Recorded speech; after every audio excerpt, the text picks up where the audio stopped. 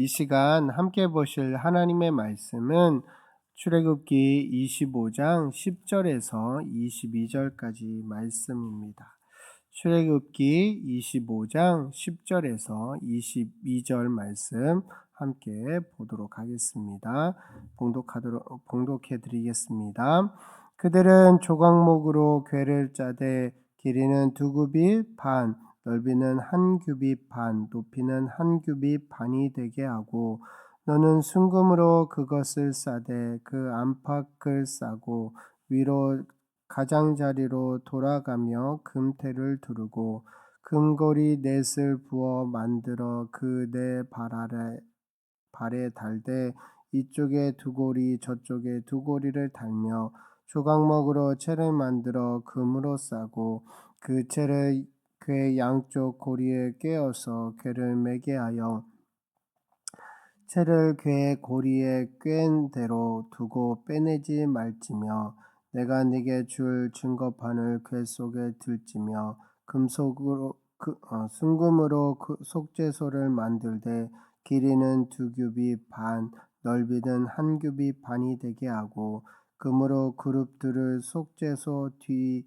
끝에 쳐서 만들되 한 그룹은 이 끝에 또 한 그룹은 저 끝에 곧 속죄소 두 끝에 속죄소와 한 덩어리로 연결할지며 그룹들은 그 날개를 높이 펴서 그 날개로 속죄소를 덮으며 그 얼굴을 서로 대하여 속죄소를 향하게 하고 속죄소를 궤 위에 얹고 내가 네게 줄 증거판을 궤 속에 넣으라.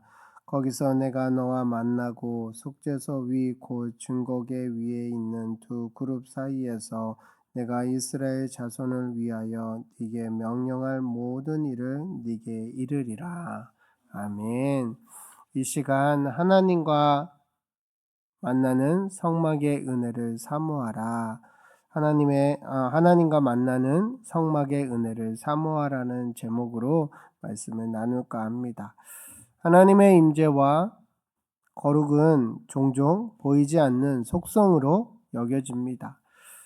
사람은 자주 이러한 신성한 존재감 앞에서 자신이 어떻게 반응해야 할지를 모르기 마련입니다. 오늘 우리가 함께 숙고할 출애굽기 25장 10절부터 22절 말씀은 이스라엘 백성들이 거룩한 하나님과의 만남을 준비하는 과정에 관한 말씀을 담고 있습니다. 특별히 하나님께서 그 일들을 가능하도록 성막을 짓게 하시고 그곳에 임재하게 하십니다. 특별히 성막을 만드는 과정 가운데 가장 먼저 하나님께서 말씀하신 것이 오늘 궤를 만드는 작업이었습니다. 이 말씀은 하나님과 사람 사이의 소통과 관계의 근본이 무엇인지를 반영합니다. 이 구절은 성막의 중심에 위치한 궤와 속죄소를 지시하고 있습니다.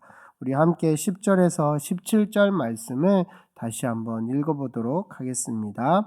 그들은 조각목으로 궤를 짜되 길이는 2규빗 반, 넓이는 1규빗 반, 높이는 1규빗 반이 되게 하고 넓은 순금으로 그것을 싸되 그 안팎을 싸고 위쪽 가장자리로 돌아가며 금테를 두르고 금고리 넷을 부어 만들어 그 네 발에 달되 이쪽에 2고리 저쪽에 2고리를 달며 꽝목으로 채를 만들어 금으로 싸고 그 채를 궤 양쪽 고리에 꿰어서 궤를 매게 하며 채를 궤 고리에 꿰은 대로 두고 빼내지 말지며 내가 네게 줄 증거판을 궤 속에 둘지며 순금으로 속죄소를 만들되 길이는 2규빗 반, 넓이는 1규빗 반이 되게 하고 이 궤는 단순한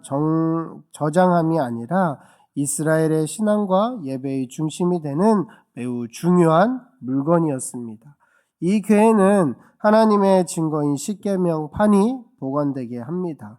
이 궤는 조각목으로 만들었고 정금으로 싸서 만들게 되었습니다. 특별히 이 궤를 그냥 일반적으로 옮길 수 있게 만든 것이 아니라 이 궤를 함부로 손으로 만져서 옮기는 것이 아니라 양쪽에 기다란 고리를 만들어서 조각목으로 된 기다란 막대기로 이것을 들 수 있게 하였습니다. 왜냐하면 이것을 함부로 만지면 그 자리에서 죽음을 당하기 때문입니다. 그렇게 하나님께서 철저하게 정확한 설계도를 말씀하시며 그렇게 제작하도록 하였습니다. 전체적인 구조와 재료, 수치수는 하나님의 섬세함과 거룩함을 반영합니다. 모든 것이 신중하게 지시됩니다. 이러한 세심한 준비는 하나님의 임재가 사람들의 일상에서 어떻게 반영되어야 하는지를 보여줍니다. 그만큼 중요한 거고 또한 그만큼 하나님께서 이스라엘 백성들과의 그런 준비 과정들을 이스라엘 백성들이 또 준비하는 과정들이 필요했습니다. 18절에서 22절 말씀에 보면 금으로 그룹 둘을 속죄소 두 끝에 쳐서 만들되 한 그룹은 이 끝에 또 한 그룹은 저 끝에 곧 속죄소 두 끝에 속죄소와 한 덩어리로 연결할지며 그룹들은 그 날개를 높이 펴서 그 날개로 속죄소를 덮으며 그 얼굴을 서로 대하여 속죄소를 향하게 하고 속죄소를 궤 위에 얹고 내가 네게 줄 증거판을 궤 속에 넣으라. 거기서 내가 너와 만나고 속죄소 위 곧 증거궤 위에 있는 두 그룹 사이에서 내가 이스라엘 자손을 위하여 네게 명령할 모든 일을 네게 이르리라 라고 말씀합니다. 궤 위에 두 그룹의 금천사를 만든 부분은 특별히 눈여겨볼 만합니다. 이 그룹들은 웅장한 자세로 날개를 펴서 속죄소를 덮고 있습니다. 이들의 얼굴은 서로를 바라보고 그 중간에 하나님과 모세와 이스라엘 백성들과의 소통을 하신다라고 말씀하고 있습니다.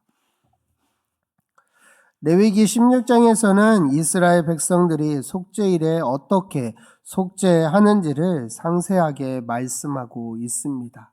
그 속죄소에 피를 7번 뿌려야 하고 향연을 피워서 그 속죄소를 가리게 합니다.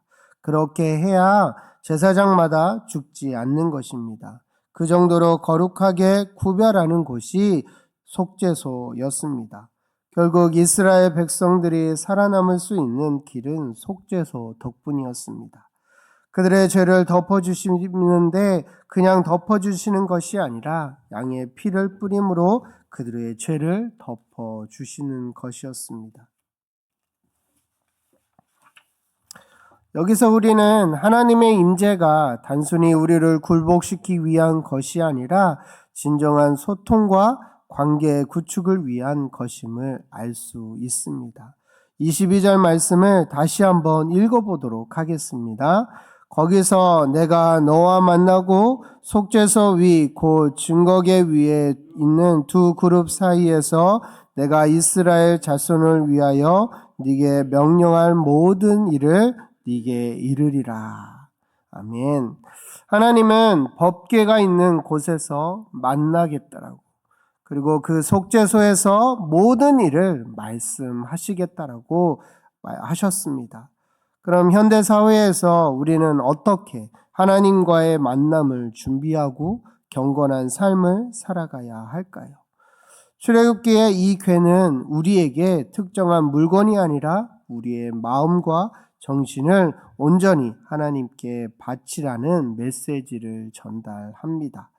예배의 장소, 우리의 기도실, 심지어 우리의 마음 자세 자체가 모두 하나님께 드려진 궤가 되어야 한다라고 말하고 있습니다. 우리가 하나님과 만나고 소통하는 곳은 이러한 거룩하게 준비된 공간이어야 한다라는 것입니다. 많은 이들이 하나님과의 만남의 시간을 가질 때 관과하는 것이 두 그룹과 속죄소의 설계입니다. 하나님은 이 설계를 통해 우리에게 자신과의 만남이 어떠해야 하는지를 알려주셨습니다.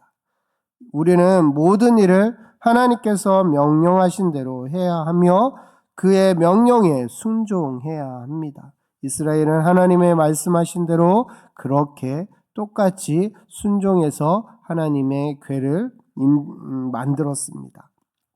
우리의 개개인의 삶 속에서 이러한 거룩함과 순종의 관계를 어떻게 구현할지 고민해 보아야 할 필요가 있습니다. 하나님을 모시고 살아가는 삶은 매일의 행동과 생각, 그리고 우리가 무엇을 어떻게 가치 있게 여기는지에 따라 달라지기 때문입니다. 하나님은 분명히 그곳에서 만나 주시겠다라고, 그곳에서 해야 할 모든 일을 명령하시겠다라고 이야기합니다. 우리는 하나님과의 관계를 진지하게 여기며 그의 지시와 계획에 귀를 기울이고 순종하면 우리는 모세처럼 하나님의 음성을 들을 수 있을 것입니다. 하나님과의 이러한 소통은 우리의 영혼을 새롭게 하고 우리의 삶의 방향을 하나님의 뜻으로 향하게 이끌어 갑니다. 사랑하는 성도 여러분, 오늘날에도 하나님은 우리의 거룩한 헌신을 기다리고 계십니다. 우리의 마음과 삶의 공간을 그분의 성전으로 만들고 그분과의 만남에 적합하도록 준비하는 저와 여러분이 되시기를 소망합니다. 그 속에서 우리는 진정한 소통과 위로를 발견할 것이며 하나님의 뜻에 따른 삶을 이끌어 가게 될 것입니다.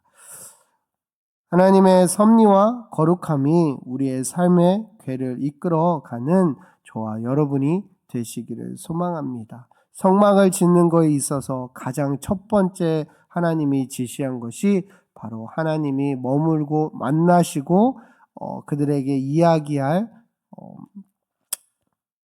속죄소를 만들게 했다라는 겁니다. 가장 중요하기 때문에 이것을 이스라엘 백성들의 첫 번째 과제로 이야기하신 것입니다. 여러분도 하나님을 만나고 하나님의 이야기를 듣는 그 궤를 우리가 스스로 그 궤가 되어서 거룩함을 드러내고 그 거룩함 속에서 하나님의 인재를 경험하며 그 하나님의 뜻대로 살아가는 저와 여러분이 되시기를 소망합니다. 이 시간 함께 기도하실 때에 하나님의 임재와 인도를 경험하는 우리의 삶이 되게 해달라고. 특별히 14일, 이번 주 목요일입니다. 수능을 보는 대학을 준비하고 수능을 보는 우리 민서, 혜민, 희은이를 하나님께서 인도해 달라고.